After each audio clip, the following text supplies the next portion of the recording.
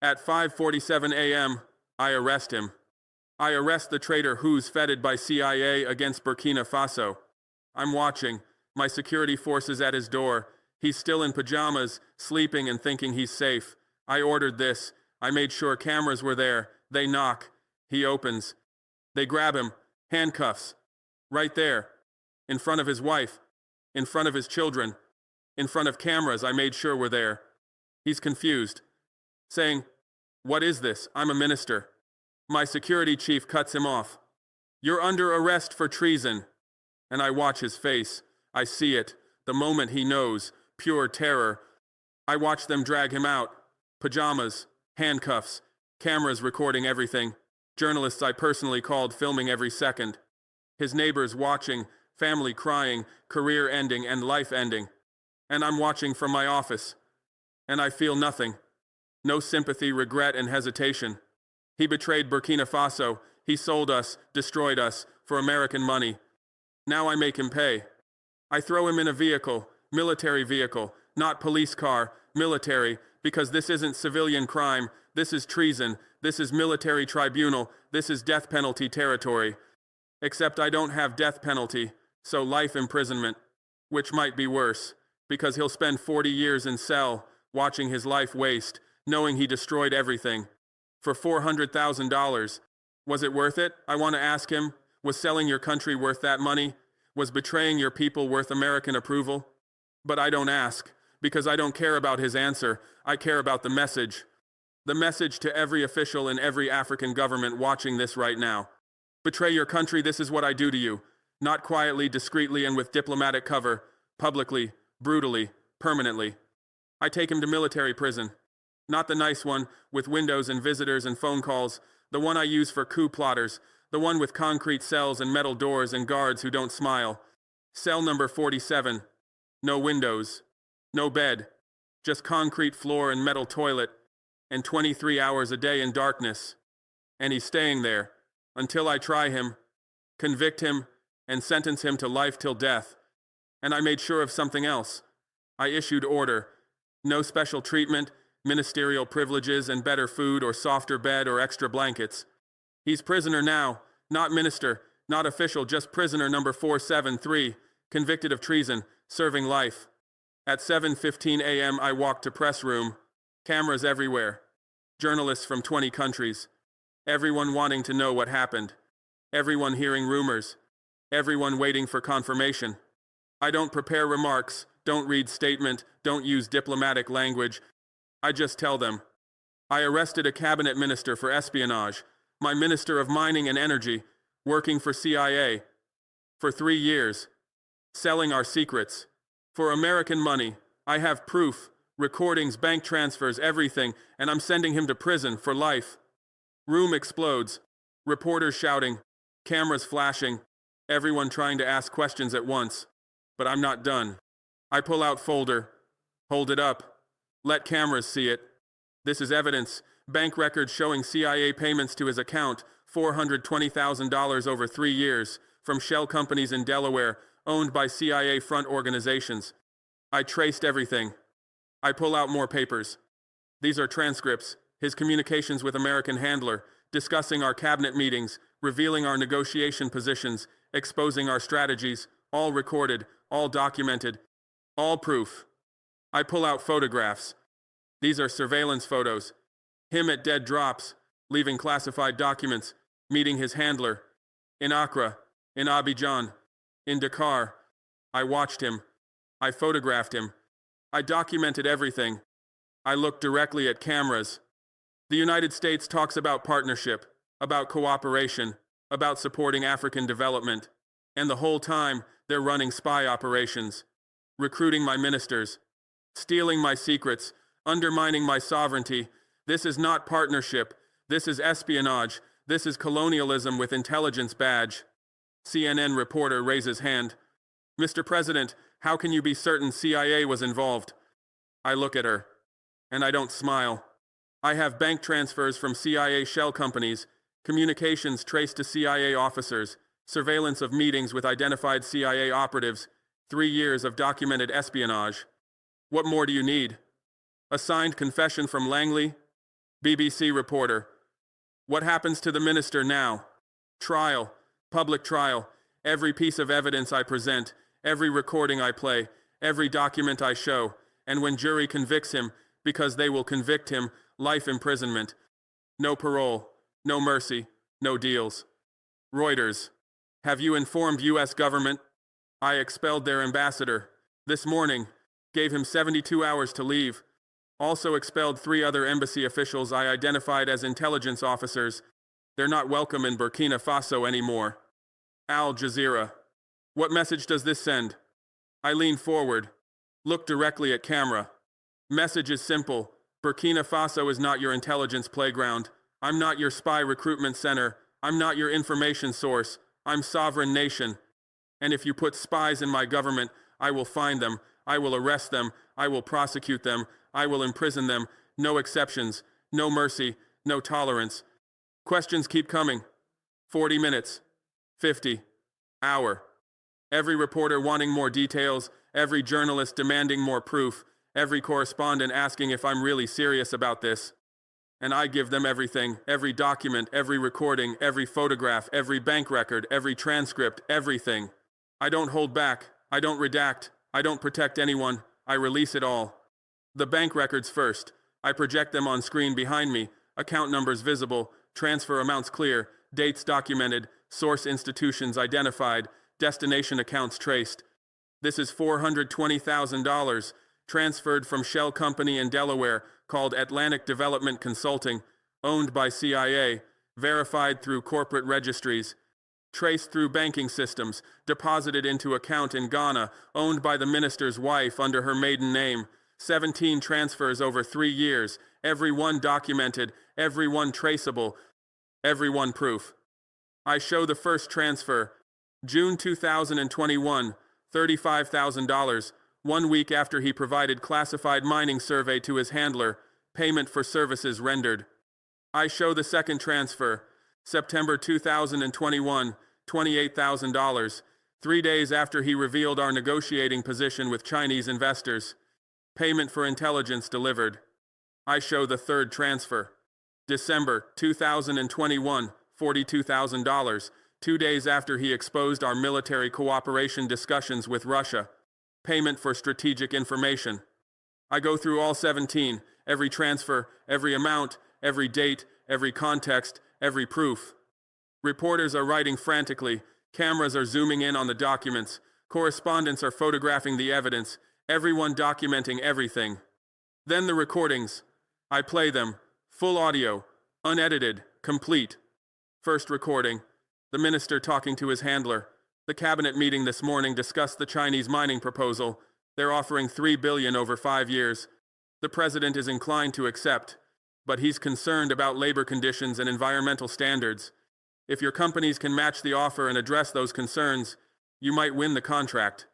His handler responds, "Good information. We'll prepare a counteroffer.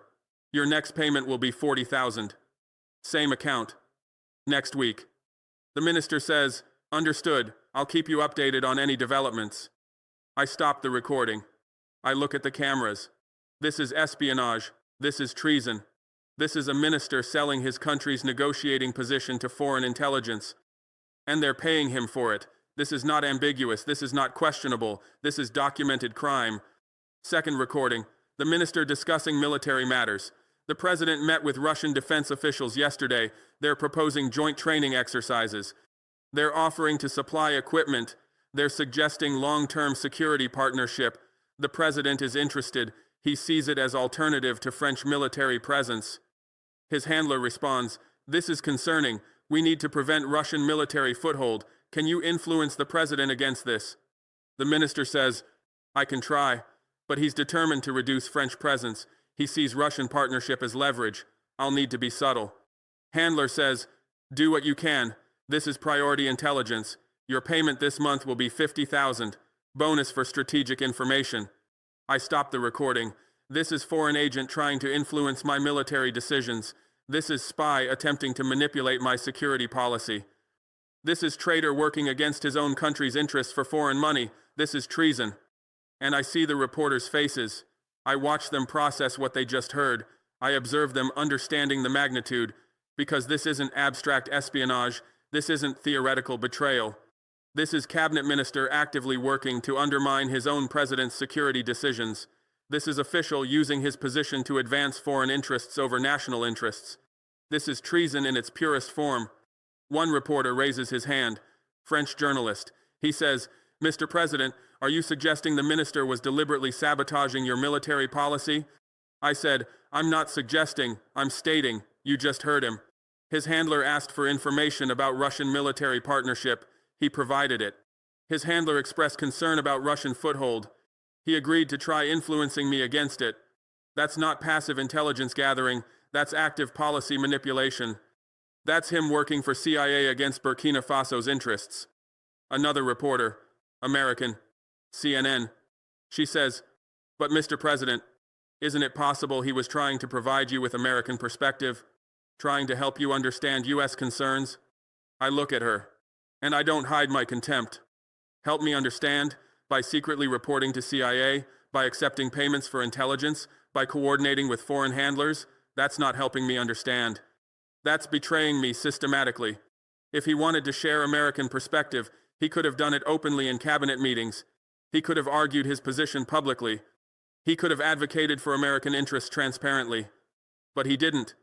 He did it secretly. He did it for money. He did it as spy. That's not perspective sharing. That's espionage. Third recording. The minister discussing assassination. The president's security is tight. He's paranoid after the last coup attempt. He varies his routes. He changes his schedule. He trusts very few people. Getting close enough would be difficult. I let that play. I let the room hear it. I let everyone absorb what my own minister is saying about me. Paranoid. Difficult to get close to. Hard to reach. All said to foreign intelligence officer. All discussing how to overcome my security. All preparing for my assassination. His handler says, "We're not asking you to do it. We're asking you to provide information that helps us plan his routines, his vulnerabilities, his weak points." The minister says, he meets with traditional chiefs every Friday, small venue, limited security. That might be your best opportunity. I stop the recording. I let silence fill the room. I let the words hang in the air. I let everyone process what they just heard. Then I speak, slowly, clearly, letting every word land. This is my own minister discussing my assassination with foreign intelligence. This is him providing information to help them kill me. This is him identifying my vulnerabilities. This is him suggesting when I'm most exposed. This is him facilitating my murder. This is treason of the highest order, and you're hearing it directly. No interpretation, no spin. His own words, his own voice, his own treason. The room is silent. Reporters stopped writing. Cameras stopped moving. Everyone just listening. Everyone understanding. Everyone recognizing the gravity. Because this is different. This is beyond stealing secrets. This is beyond leaking documents. This is beyond compromising negotiations. This is discussing presidential assassination. This is providing intelligence to facilitate murder. This is cabinet minister helping foreign power kill his own president. I see some reporters looking shocked, some looking horrified, some looking sick, because they're hearing a man casually discuss killing his president. They're listening to official calmly provide assassination intelligence. They're witnessing minister routinely facilitate murder. And it's recorded. And it's real. And it's undeniable. I let the silence continue.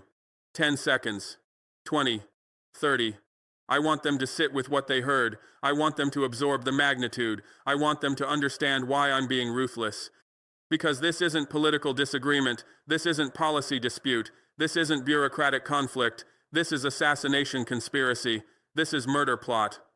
This is attempt on my life facilitated by my own minister.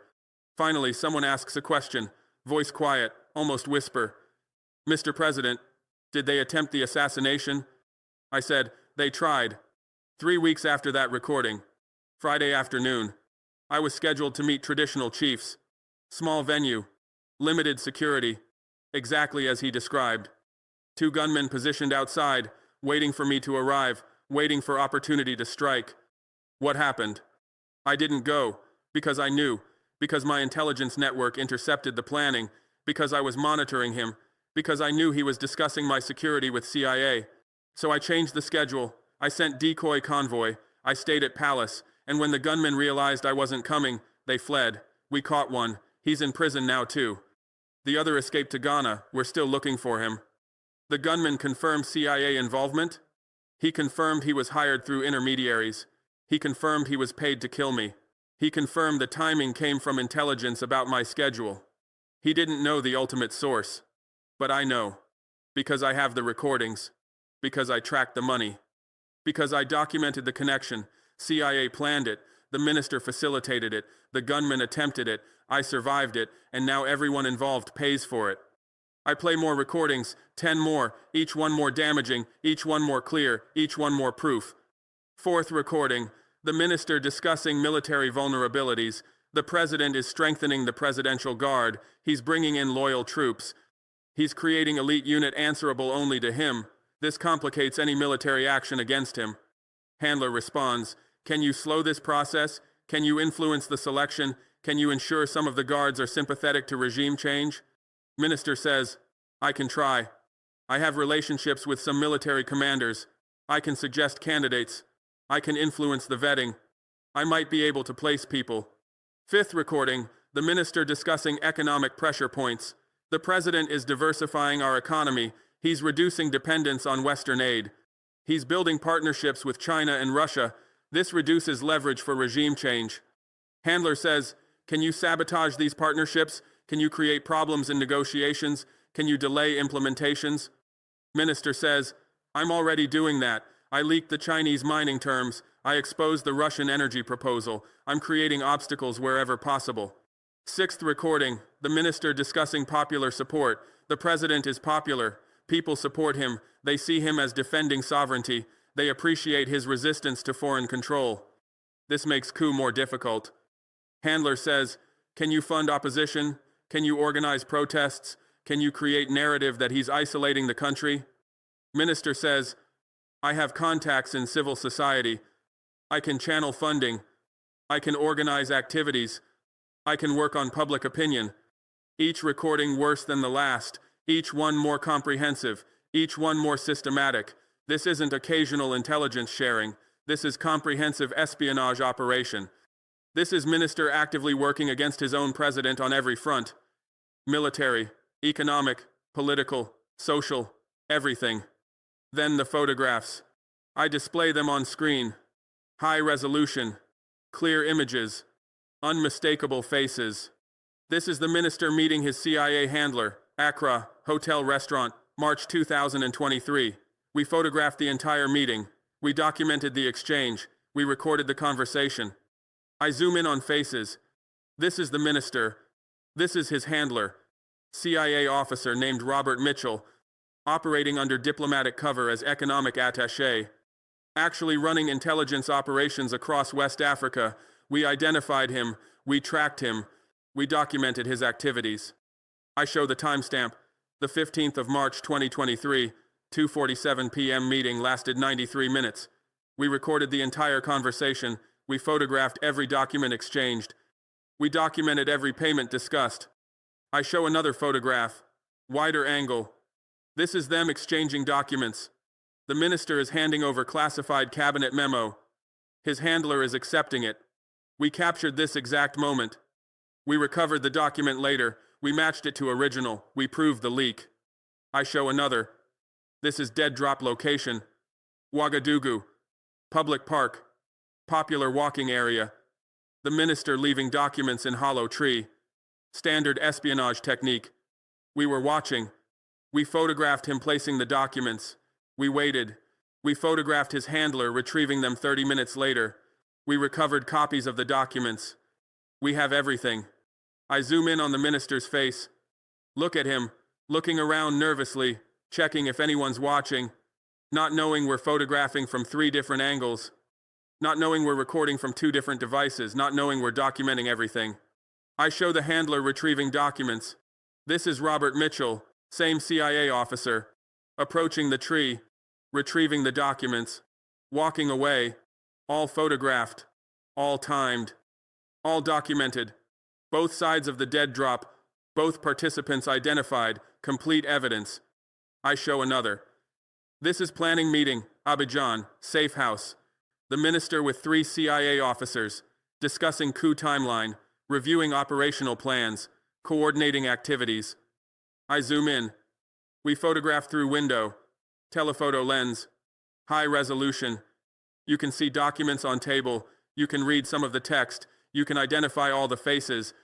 We also had listening device inside. We recorded the entire 4-hour meeting. We have audio and visual documentation. I show the documents on the table.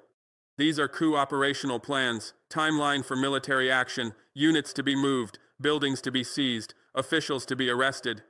All visible in the photograph, all discussed in the recording, all proof of conspiracy. I show 20 more photographs, every meeting documented, every exchange captured, every contact verified, different locations, different dates, different contexts, but same pattern. Minister meeting CIA officers, minister providing intelligence, minister receiving instructions, minister facilitating coup.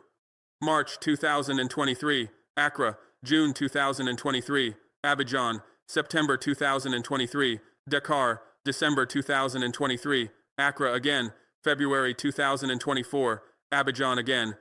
Every meeting photographed, every meeting recorded, every meeting documented, 3 years of systematic espionage, 3 years of continuous betrayal, 3 years of documented treason.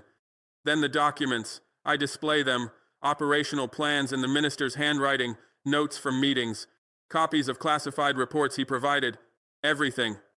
This is mining survey, classified, marked confidential, prepared by our geological service, containing strategic information about gold deposits, location coordinates, estimated reserves, extraction feasibility, commercial viability, everything foreign companies need to make competitive bids.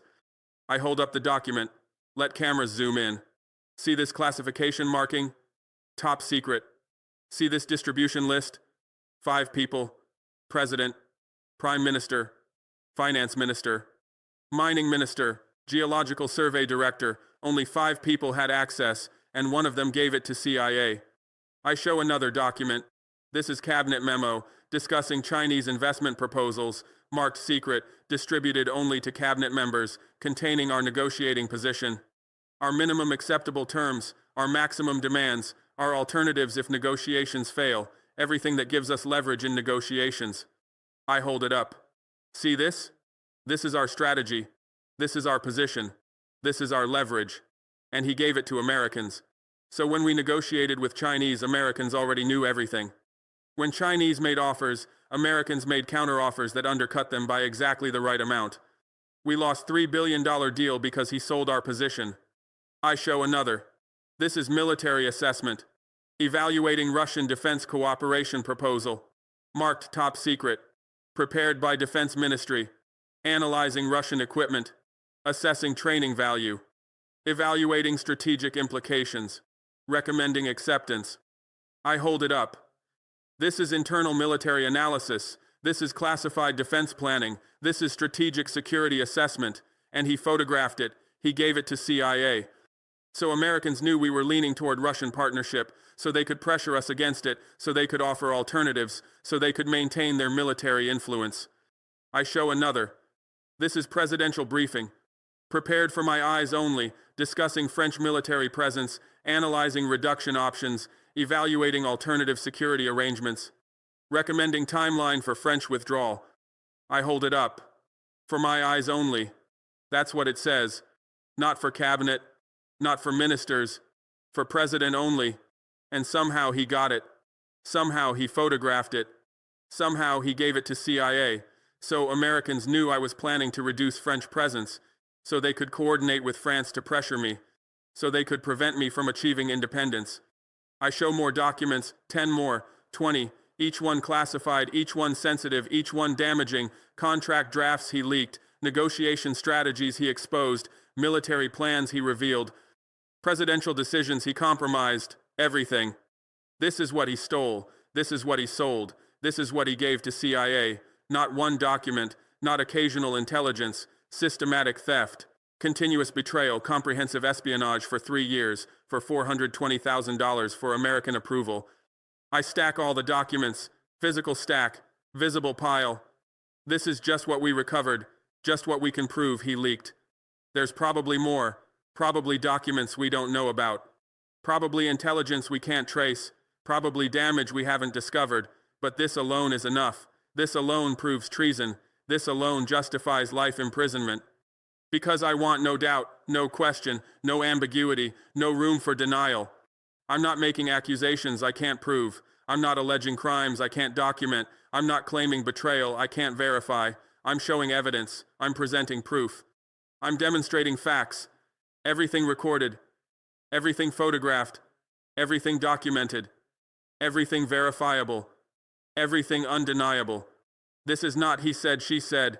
This is not competing narratives. This is not my word against his. This is his voice on recording. This is his face in photographs. This is his handwriting on documents. This is his bank account receiving payments. This is his treason documented comprehensively. Any journalist can verify this. Any analyst can examine the evidence. Any investigator can trace the connections. Any expert can authenticate the recordings. Any forensic specialist can confirm the photographs. Any financial investigator can track the money. Everything I'm showing is verifiable through independent analysis. I'm not asking anyone to trust me. I'm not requesting anyone to believe me. I'm not demanding anyone to accept my word. I'm providing evidence. I'm presenting documentation. I'm offering proof. Verify it yourself. Examine it independently. Analyze it objectively. You'll reach the same conclusion. He's a spy. CIA recruited him. He betrayed Burkina Faso. The evidence is overwhelming. This is not accusation. This is documentation. This is not allegation. This is proof. This is not suspicion. This is fact, recorded, photographed, documented, verified, undeniable. He's a spy. CIA recruited him. He sold us out, and now I'm sending him to prison. Forever. And I make sure everyone understands why forever means forever. Why life imprisonment is not negotiable. Why there will be no pardon. Why there will be no early release. Why there will be no mercy. Because this isn't ordinary crime. This isn't theft or fraud or corruption. This is treason. This is betrayal of the highest order. This is official using his position to facilitate foreign coup. This is minister providing intelligence for presidential assassination. This is traitor working systematically to destroy his own country. And treason demands maximum punishment. Treason requires permanent consequences. Treason justifies ruthless response. Not because I'm cruel, not because I'm vindictive, but because treason is the ultimate crime, because betraying your country is the worst offense, because selling your nation's secrets is unforgivable. I explain this to the reporters. I want them to understand. I want their audiences to understand. I want the world to understand. In most countries, treason carries death penalty. In many nations, spies are executed. In numerous jurisdictions, betrayal results in capital punishment. Burkina Faso doesn't have death penalty. We abolished it. We believe in sanctity of life. We don't execute prisoners. I pause. Let that sink in. But we do have life imprisonment. And for treason, life imprisonment is mandatory, not discretionary, not negotiable, not subject to judicial leniency. Mandatory, required by law. Demanded by justice. I continue. And life means life. Not 20 years with possibility of parole. Not 30 years with good behavior reduction. Not 40 years with presidential pardon option. Life. Until natural death. Until he dies in prison. Until his last breath is taken in cell. That's what life imprisonment means in Burkina Faso. That's what treason demands. That's what he's getting. I make it personal. I make it clear. I make it unmistakable. He will wake up in prison every morning for the rest of his life. He will eat prison food every day until he dies. He will sleep in prison cell every night until his last night. He will see prison walls every moment until his final moment. He will live in prison. He will age in prison. He will die in prison. That's his future. That's his punishment. That's his consequence for betraying Burkina Faso.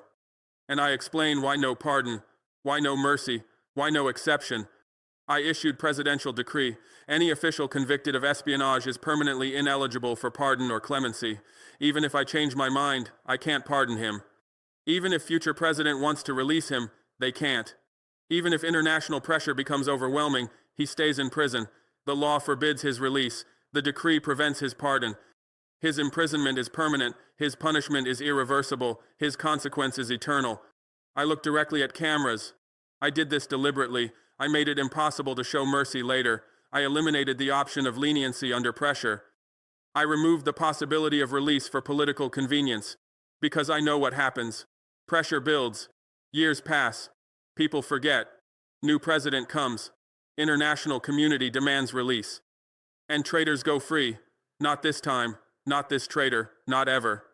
Reporters start asking questions. Dozens, hundreds, everyone processing, everyone understanding, everyone wanting more details.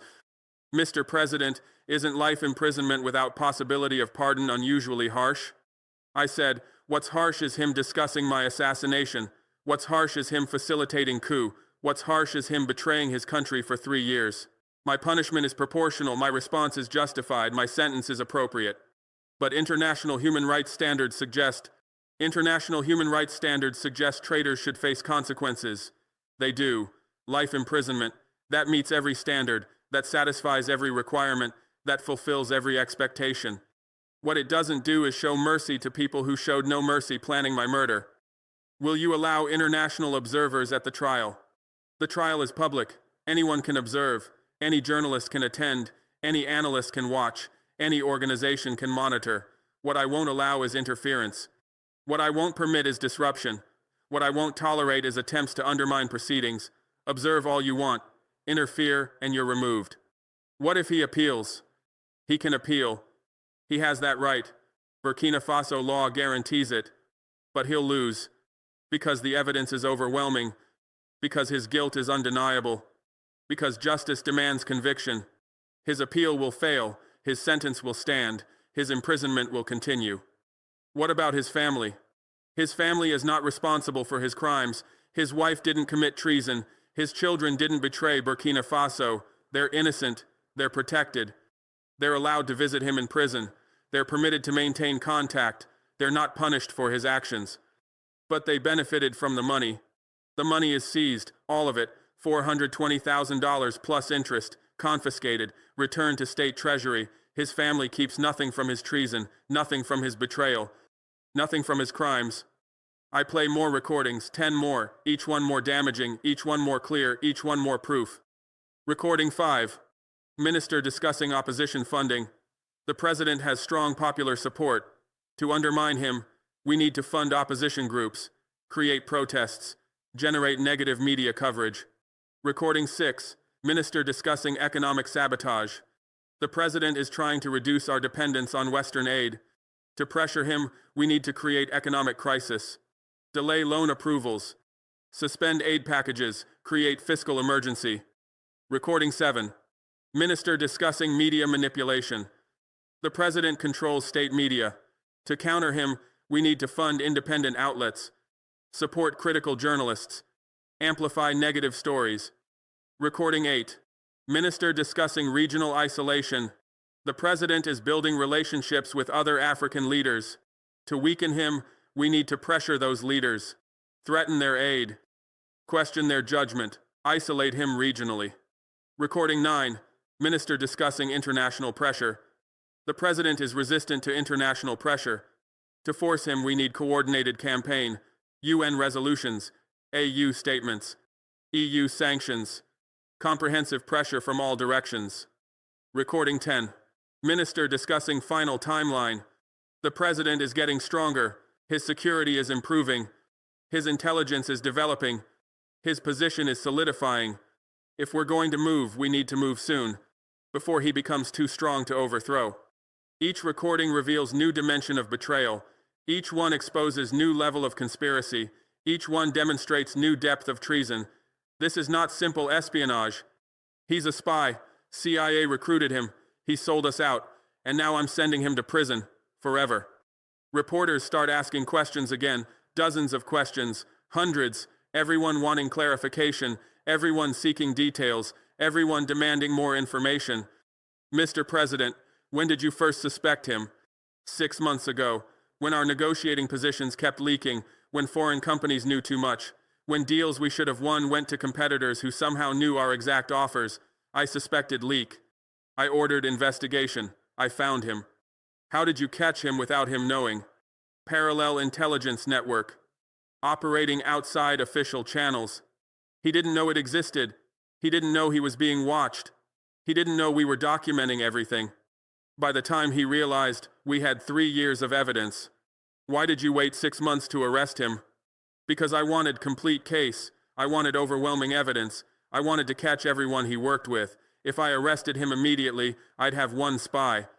By waiting, I identified entire network. 5 military officers, 15 civilians, 3 CIA officers, all arrested simultaneously, all prosecuted together, all convicted completely. What will happen to him now? Trial, public trial, every piece of evidence presented, every recording played, every document shown, then conviction, then life imprisonment, then he spends rest of his life in cell. Thinking about how $400,000 cost him everything. Will you seek death penalty?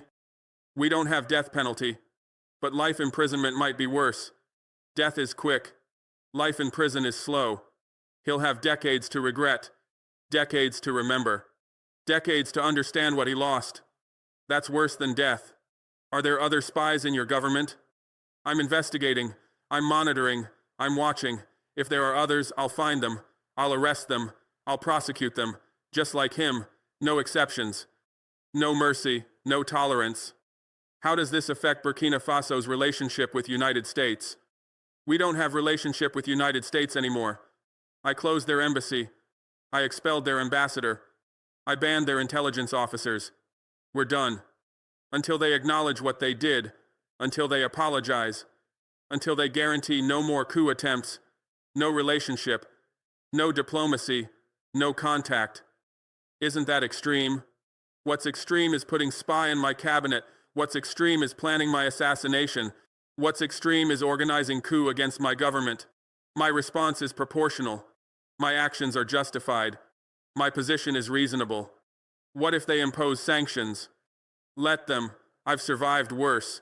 Burkina Faso has survived worse. We'll survive sanctions. We'll find alternative partners. We'll build independent economy. We'll maintain our sovereignty, with or without American approval. What message does this send to other African leaders? I lean forward, look directly at cameras, and I say what I want every African leader to hear. The message is simple. Build your own intelligence networks, detect their operations, stop their coups, prosecute their spies, defend your sovereignty. It's possible. I proved it. You can do it too. Don't be afraid. Don't be passive. Don't be vulnerable. Fight back. Resist. Protect yourselves.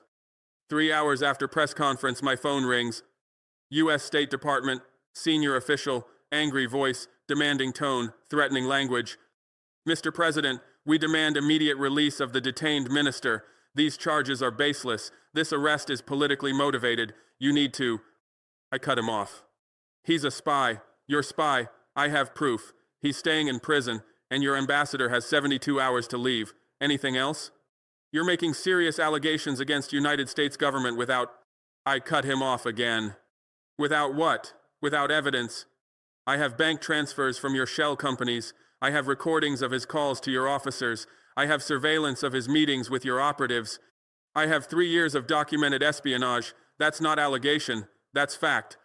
Silence on the other end. Brief. Then he tries different approach. Mr. President, perhaps we can discuss this privately. Perhaps there's a way to resolve this that doesn't involve public confrontation. Perhaps we can... Perhaps nothing. You ran spy operation in my country. I caught you. I'm prosecuting your collaborators. I'm expelling your personnel. That's not negotiable. That's not discussable. That's not resolvable through private conversations. It's done. It's happening. Deal with it. If you proceed with this, there will be consequences.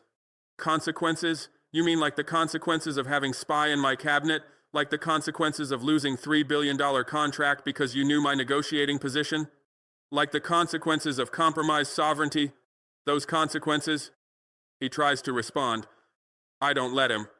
Or, do you mean new consequences? Sanctions? Aid cuts? Diplomatic isolation? Go ahead. Impose them. I'm ready. I prepared for this. I have alternatives. I have partners. I have plans. Your consequences don't scare me. Your threats don't intimidate me. Your pressure doesn't move me. More silence.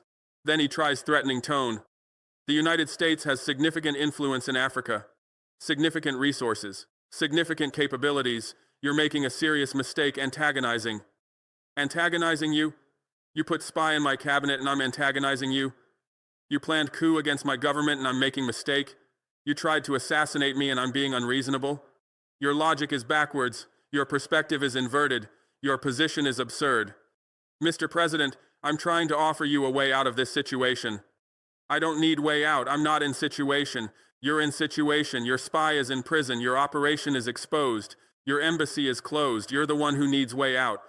And there isn't one. Not for you. Not anymore. We will respond. We will take action. We will do whatever you want. Sanction me. Isolate me. Attack me. I'm still not releasing your spy. I'm still not backing down. I'm still not surrendering. You tried to coup me.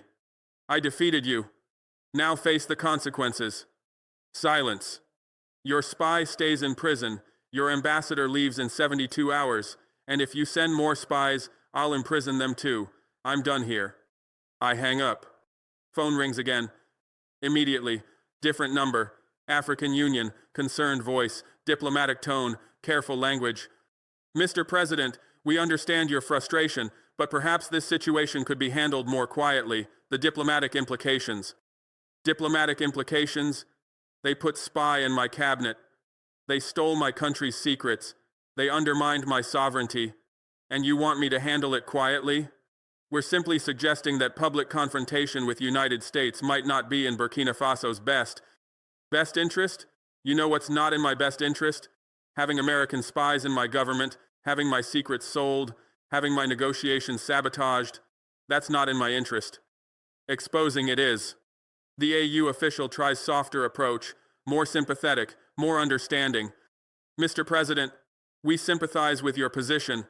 We understand your anger.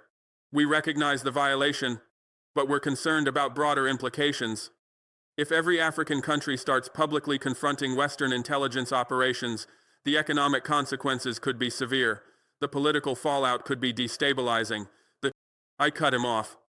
So your solution is what? Stay quiet? Tolerate spies? Accept coup attempts? Let them operate with impunity? That's not solution. That's surrender. That's submission. That's exactly what got us here. We're suggesting strategic approach. Document the violations. Build the evidence. But handle prosecutions quietly. Avoid public confrontation. Maintain diplomatic relationships while addressing security concerns privately. You mean let them save face? Let them deny involvement? Let them escape accountability? Let them continue operations elsewhere because I handled it quietly? No, I'm exposing them. I'm showing Africa what they do.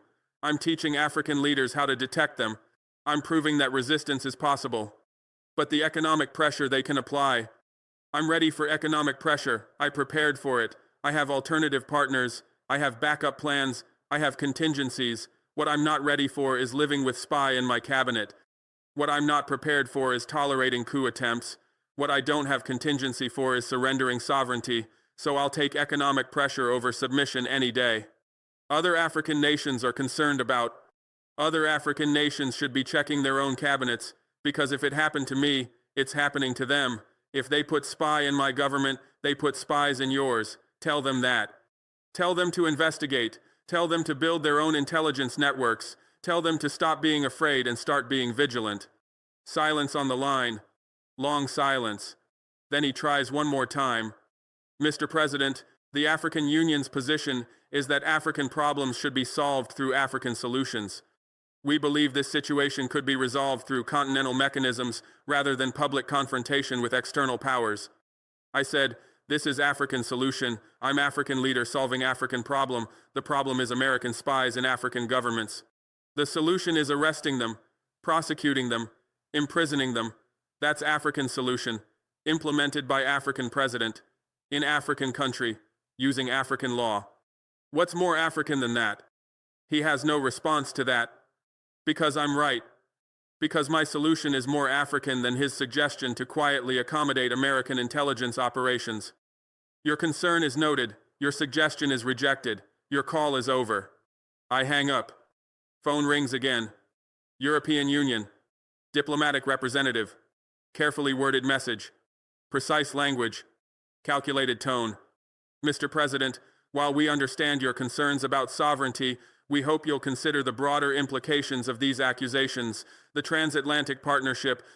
I cut him off immediately. The transatlantic partnership where America spies on African governments? That partnership? The one where they recruit our ministers? The one where they plan our coups? The one where they undermine our sovereignty? That partnership? I'm exposing it. Deal with it. Mr. President, we're simply suggesting that. You're suggesting I protect American intelligence operations by staying quiet. You're suggesting I prioritize Western comfort over African sovereignty. You're suggesting I value transatlantic partnership more than Burkina Faso's independence. I reject all of that. I'm exposing the spies. I'm prosecuting the traitors. I'm defending my country. If that damages the partnership wasn't worth having. The European Union has significant economic relationships with Burkina Faso. Trade agreements, development aid, investment partnerships. All of these could be affected by what? By me defending my sovereignty? By me prosecuting spies? By me refusing to tolerate coup attempts? If your economic relationships require me to accept American intelligence operations, then your relationships are forms of control, not forms of cooperation, and I don't want them. That's not what we're saying. That's exactly what you're saying. You're saying maintain the relationship by tolerating the violation. Accept the partnership by ignoring the crime. Preserve the cooperation by surrendering the sovereignty. I'm saying no. I'm saying expose the violation. I'm saying prosecute the crime. I'm saying defend the sovereignty, even if it costs the relationship. Mr. President, we urge you to reconsider. I've considered. I've decided. I'm proceeding. Your call is over. I hang up. And they keep calling. United Nations, human rights organizations, international lawyers, everyone concerned, everyone worried, everyone suggesting I should be more diplomatic. International Committee of the Red Cross, wanting access to detained prisoners, concerned about treatment, requesting monitoring. Mr. President, we'd like to visit the detained individuals to ensure their treatment meets international humanitarian standards. I said, they're being treated according to Burkina Faso law, same as any other prisoner. They get meals, they get medical care, they get legal representation, they get fair trials. What they don't get is special treatment because they're foreign. What they don't get is privileges because they worked for CIA. What they don't get is mercy because you're concerned. We simply want to verify. Verify what? That I'm not torturing them? That I'm not abusing them? That I'm not violating their rights? Come verify. Visit the prison. Inspect the cells. Interview the prisoners. See for yourself. They're being treated fairly. They're being held legally. They're being prosecuted justly. International Federation for Human Rights. Questioning trial procedures. Concerned about judicial independence. Worried about fair process. Mr. President, we have concerns about the military tribunal. We believe military courts may not provide the same protections as civilian courts. We recommend. I cut them off. This is military treason. This is coup conspiracy. This is attempted overthrow of government. Military tribunals handle military crimes. That's standard. That's legal. That's appropriate. Your concerns are noted. Your recommendations are rejected. The tribunals proceed. But international standards suggest international standards written by countries that run coup operations, international standards created by powers that overthrow governments, international standards designed by nations that spy on allies. Those standards? I'm following Burkina Faso standards. I'm applying Burkina Faso law. I'm implementing Burkina Faso justice. That's what sovereignty means. Lawyers Without Borders, offering legal assistance, wanting to represent defendants, seeking access to proceedings. Mr. President, we'd like to offer legal representation to the detained individuals. We believe they deserve Krasen. They have lawyers, Burkina Faso lawyers, competent lawyers, experienced lawyers. They don't need foreign lawyers. They don't need international representation. They need to face justice under our law in our courts with our procedures. But international legal standards require fair trials. They're getting fair trials, public proceedings, full evidence presentation, legal representation, right to appeal, every protection, every right, every procedure. What they're not getting is escape. What they're not getting is acquittal. What they're not getting is freedom, because the evidence is overwhelming. because their guilt is undeniable, because justice demands conviction. And I tell them all the same thing. He's a spy. I have proof. I'm sending him to prison, forever. Because this isn't about diplomacy. This isn't about maintaining relationships. This isn't about avoiding confrontation.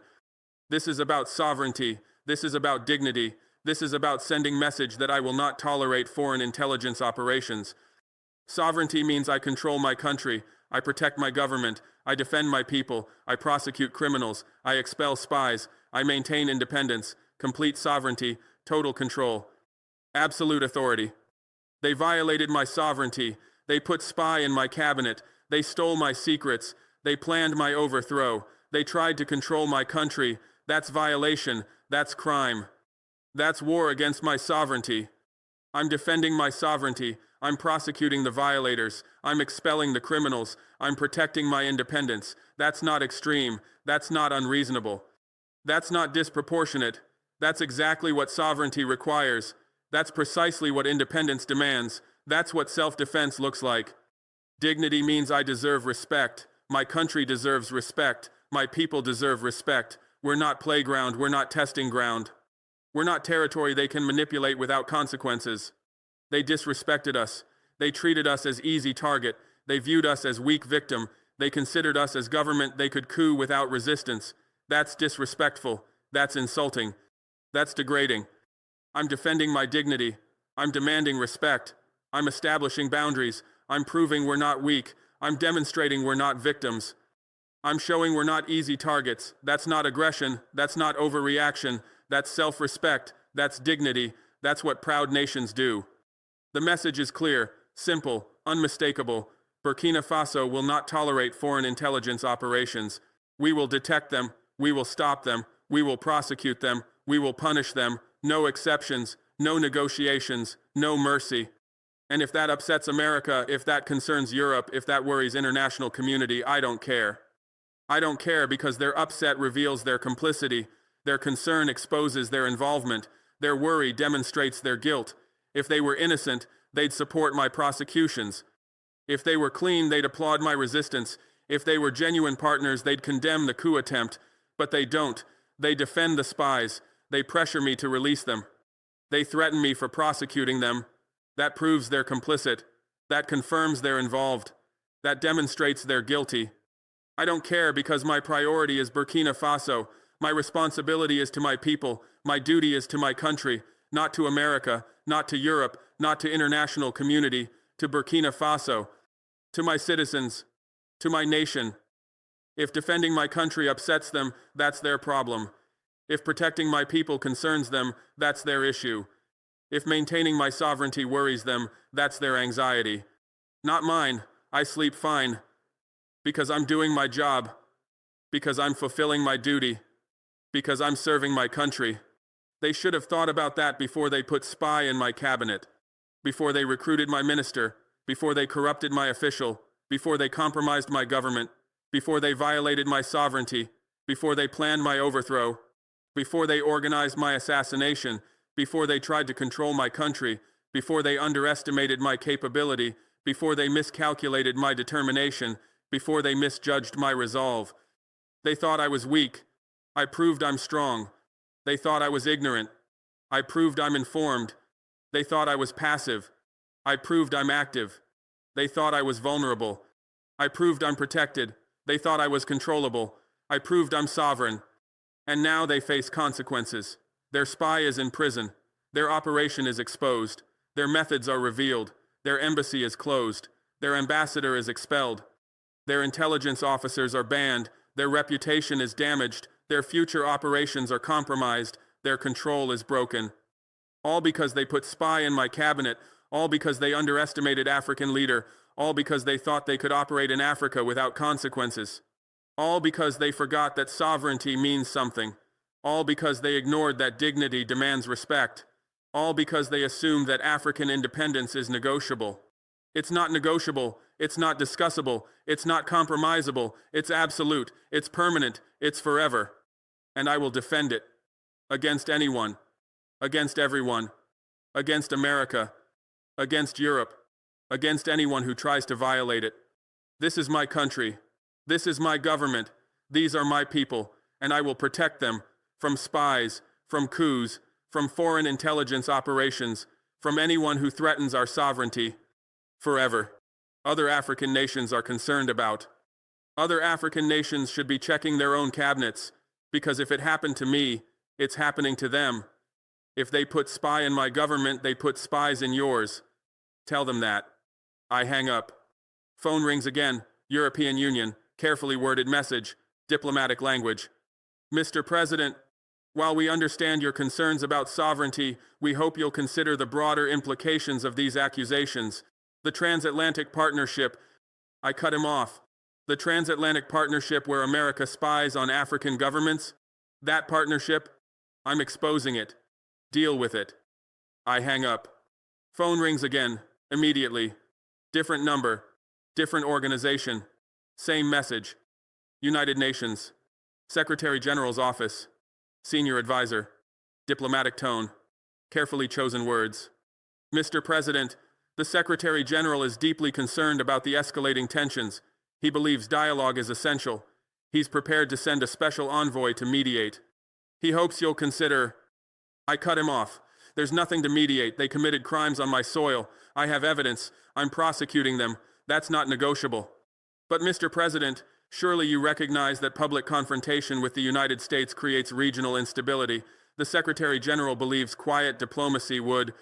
Quiet diplomacy is how they've gotten away with this for 60 years. Quiet diplomacy is how they coup governments without consequences. Quiet diplomacy protects them, not us. I'm done with quiet diplomacy. I'm doing loud justice. I hang up. Phone rings again. Human Rights Watch. Executive Director. Concerned about due process. Worried about fair trials. Questioning detention conditions. Mr. President, we're concerned about the detained individual's access to legal counsel. We're worried about... I cut her off. They have lawyers. They have trials. They have every legal protection. What they don't have is escape. What they don't have is mercy. What they don't have is my sympathy. They tried to kill me. They tried to overthrow my government. They're getting fair trials. Then they're going to prison. Forever. But Mr. President, international standards require... International standards? Where were international standards when CIA was planning my assassination? Where were international standards when they were recruiting traitors? Where were international standards when they were funding coup? Don't lecture me about standards. They violated every standard. Now they face consequences. I hang up. Phone rings again. Amnesty International. Regional Director. Expressing concern. Requesting prison access. Demanding independent monitoring. Mr. President, we request permission to visit the detained individuals. We want to ensure their treatment meets the same standards as every other prisoner in Burkina Faso. They get the same food, the same cells, the same guards. They're not special. They're criminals. If you want to inspect prison conditions, inspect all of them. But these prisoners don't get special treatment just because they're foreign. We're concerned about reports from where? From American embassy that's closed, from CIA that's expelled, from conspirators who are lying to avoid prison. Show me credible evidence of mistreatment. Show me independent verification. Show me proof. Otherwise, stop repeating propaganda. I hang up. Phone rings again. International Crisis Group. Senior analyst. Warning about regional consequences. Predicting instability. Forecasting problems. Mr. President, our analysis suggests that your actions could trigger... Your analysis is wrong. You know what triggers instability? Successful coups. You know what creates problems? Foreign intelligence overthrowing governments. You know what causes regional consequences? CIA operations going unopposed. I'm creating stability by stopping coups. I'm solving problems by arresting conspirators. I'm improving the region by defending sovereignty. But the potential for American retaliation... Let them retaliate. Let them sanction me. Let them isolate me. Let them do whatever they want. I'm still not releasing their spies. I'm still not backing down. I'm still not surrendering. They can retaliate all they want. I'm not changing course. I hang up. Phone rings again. Committee to Protect Journalists. Worried about press freedom. Concerned about media access. Questioning information control. Mr. President, we're hearing reports that journalists covering the trials are being what? Being allowed into courtrooms? Being given access to evidence, Being permitted to broadcast proceedings?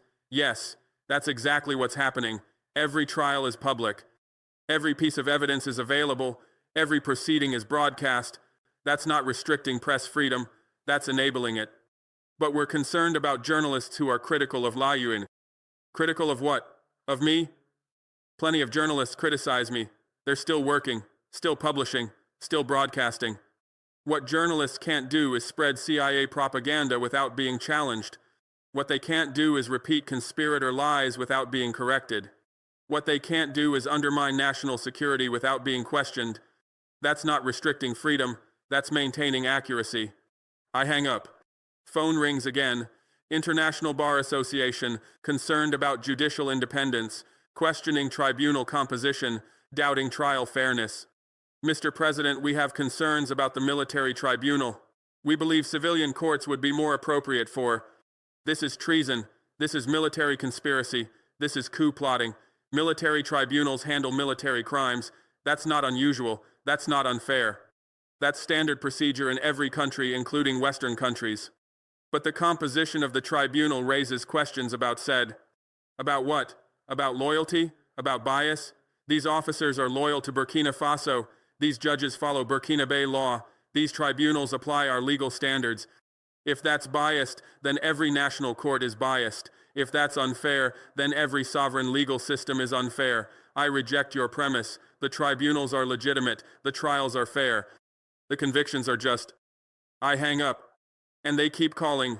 International Monetary Fund, World Bank, African Development Bank, European Investment Bank, Asian Infrastructure Investment Bank.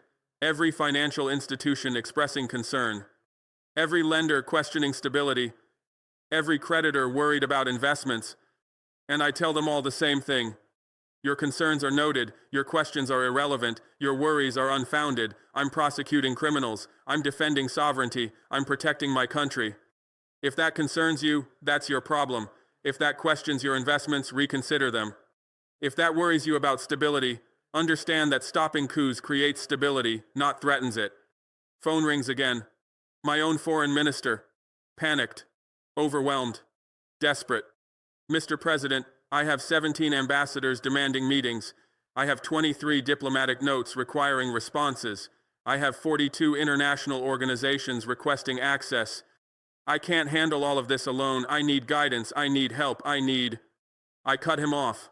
You need to stop being diplomatic. Stop being accommodating. Stop being apologetic. Tell them all the same thing. We caught spies. We have evidence. We're prosecuting them. End of discussion. No meetings. No negotiations. No accommodations. Just that message. Repeat it to everyone. Don't vary it. Don't soften it. Don't negotiate it. But Mr. President, some of these are important relationships. Some of these are crucial partnerships. Some of these are blessed in. None of them are more important than sovereignty. None of them are more crucial than independence. None of them matter more than dignity. Relationships that require me to ignore spies in my cabinet aren't relationships worth maintaining. Partnerships that demand I tolerate coup attempts aren't partnerships worth preserving. Tell them all the same thing. Then stop taking their calls. Mr. President, the pressure is enormous. The consequences could be severe. The risks are. I know the risks. I accept the consequences. I welcome the pressure, because pressure reveals who stands with us and who stands against us. Because consequences expose what relationships are actually worth. Because risks separate real partners from fair-weather friends. Let the pressure come. Let the consequences arrive. Let the risks materialize. I'm ready for all of it. I hang up. Phone rings again. My finance minister. Worried. Calculating. Projecting. Mr. President, I'm getting signals from international financial markets. Our borrowing costs are increasing. Our credit rating is under review. Our currency is weakening. The economic consequences of this confrontation are temporary. Markets react to uncertainty. Once they see I'm not backing down, once they understand I'm maintaining stability, once they recognize I'm strengthening sovereignty, they'll adjust. Our economy is stronger with independence than with submission. Our finances are healthier with dignity than with dependency. Let the markets fluctuate. Let the ratings adjust. Let the currency move. We'll survive it. But Mr. President, if major donors withdraw support, if international lenders reduce access, if trading partners impose restrictions, Then we find new donors, we access new lenders, we develop new trading partners, China, Russia, India, Turkey, Iran, Gulf states, dozens of countries ready to work with nations that demonstrate independence, dozens of partners interested in relationships with leaders who stand firm, dozens of alternatives to Western dependence. We'll be fine. The transition could be painful. The adjustment could be difficult. I know. I'm prepared.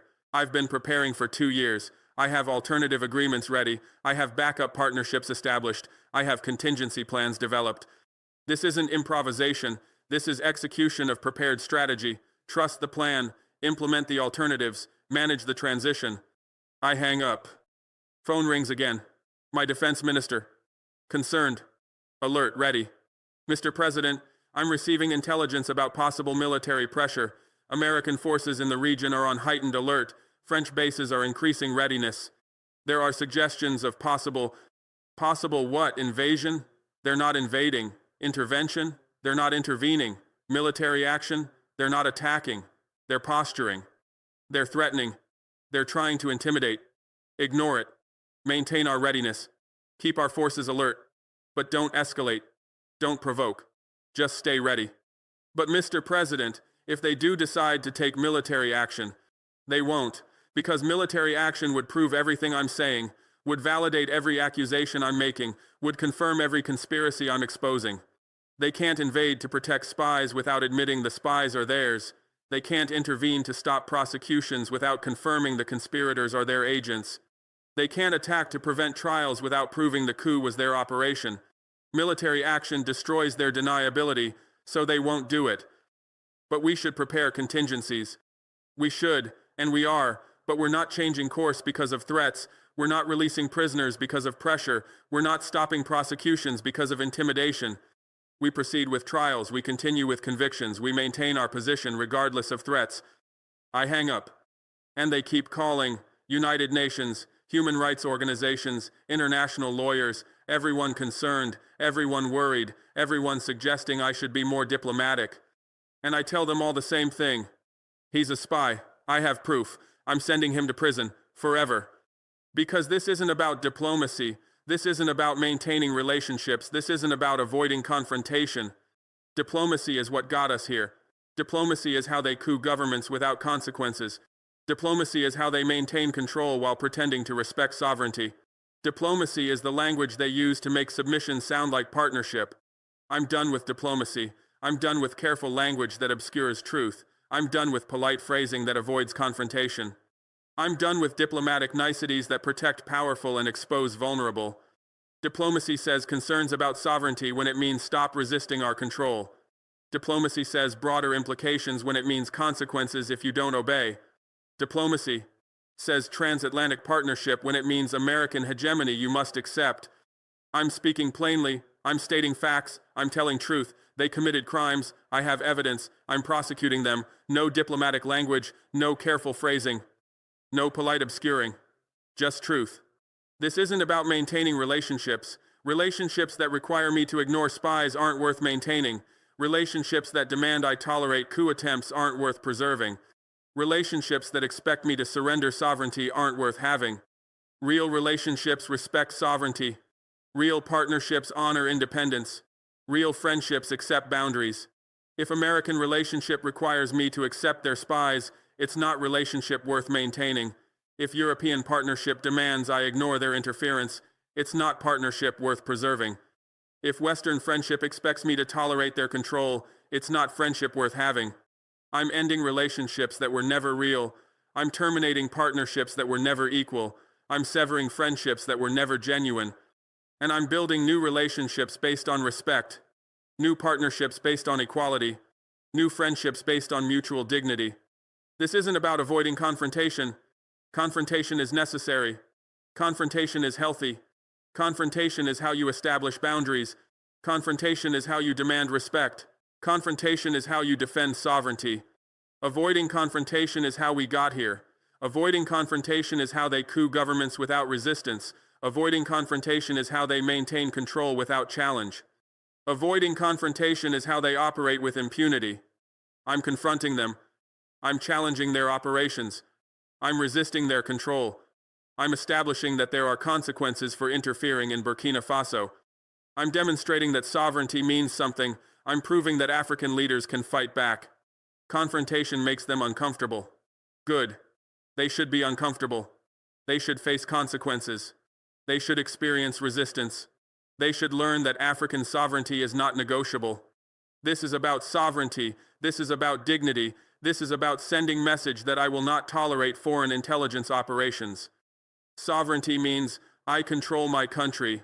I decide my policies. I choose my partners. I determine my future. Not them, not America, not CIA, not Western intelligence. Me, my government, my people, our sovereignty, our control, our decisions. They violated my sovereignty.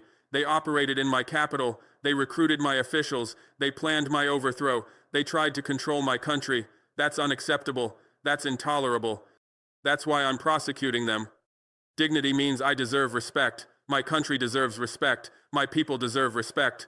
We're not inferior. We're not subordinate. We're not subjects. We're equals. We're sovereign. We're independent.